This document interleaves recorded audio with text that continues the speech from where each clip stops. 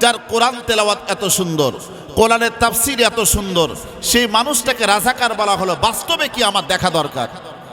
তো আমি মাহফিলে গেলাম আপনার 2014 সালে আপনার পিরোজপুর সাইদি সাহেবের এলাকায়। আমি না হলো কমপক্ষে 100 জন মানুষকে আমি জিজ্ঞাসা করেছি, এমনকি হিন্দু মানুষকে আমি জিজ্ঞাসা করেছি, সাইদি সাহেব কি বাস্তবে রাজাকার ছিল?